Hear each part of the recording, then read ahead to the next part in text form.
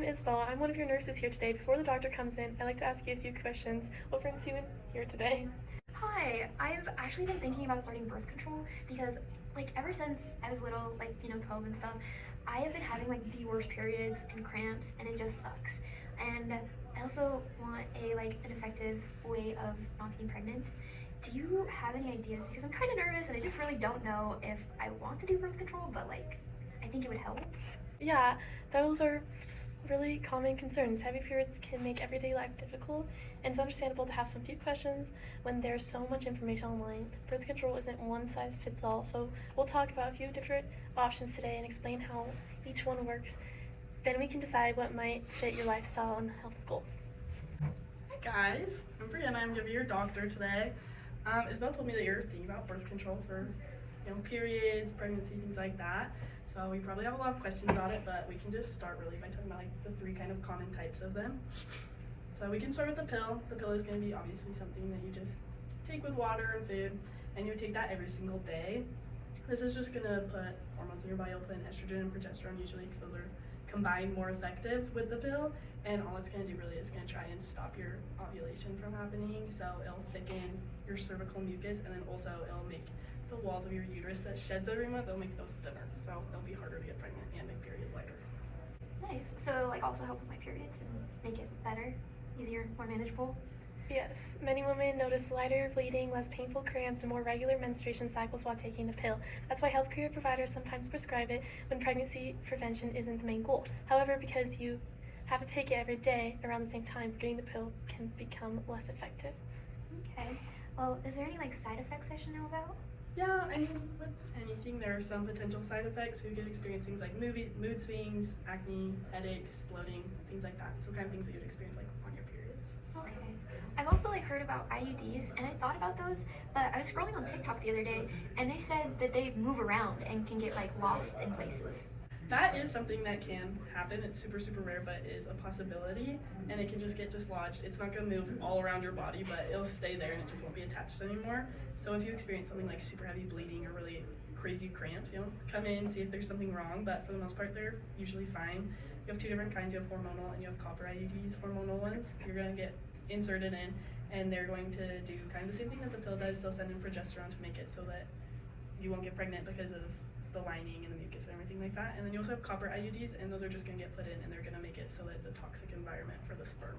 Yeah, one of the biggest benefits of an IUD is that once it's inserted, it can prevent pregnancy for several years without you even remembering anything every day. Hormonal IUDs also make periods much lighter for many women, and some women can stop having periods altogether during the first few months, though irregular bleeding and cramping are common while your body adjusts. Okay. Well, does it hurt having either one inserted? It can definitely be uncomfortable to get put in. It's not going to last super long. If it does, you should probably come back in and just see if there's something wrong, but it shouldn't hurt for very long. And for you, it might be worth it, the pain for the result you have afterwards. But I've noticed that with a lot of patients, if you come in more calm, it's going to hurt a lot less because you're not so tense.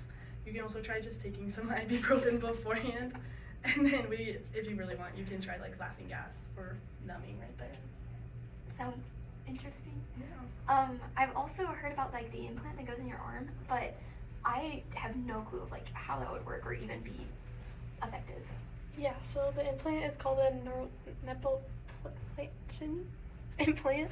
It's a flexible rod that placed just under your arm with the skin of your upper arm. It releases hormones, progesterone, over 3 years. Like the pill, it prevents ovulation, thickening the mucus, cervical mucus, so sperm has a harder time reaching the egg, and thins the uterine lining, so it's already in place, so you don't have to remember to do anything every day. Nice. I like that idea. That sounds really nice not to have to worry about it every day. Yeah, Nexplanon is really nice. It's actually over 99% effective, so it's one of the most effective things you can do. The biggest con is that you have irregular bleeding, and you also experience kind of the same things that you would experience with other ones, like weight gain, acne, things like that. Okay. I also am curious, if you take birth control for a prolonged time, does it make you infertile after? Because I eventually want to have kids, but that's just not what I want right now. Yeah, no, that's one of the biggest misconceptions we hear. Scientist studies show that fertility usually returns after birth control is stopped or removed. The hormones don't permanently damage your reproduction system. Huh, that's good. I was getting a little worried about that. completely normal to have questions, and that's why it's important to rely on healthcare professionals and peer-review researches instead of social media where misinformation is spread easily. Yeah, I usually recommend for patients either the hormonal IUD or the Nexplanon just because of how easy they are. You know, you have 5 years usually of not having to do anything, and they do really good at helping with periods, also preventing that pregnancy. And then if you really want to though, you can of course take the pill. That's always a good option. You just have to remember to take it daily for it to be completely effective. Okay. I'm glad that there's like so many options to choose from.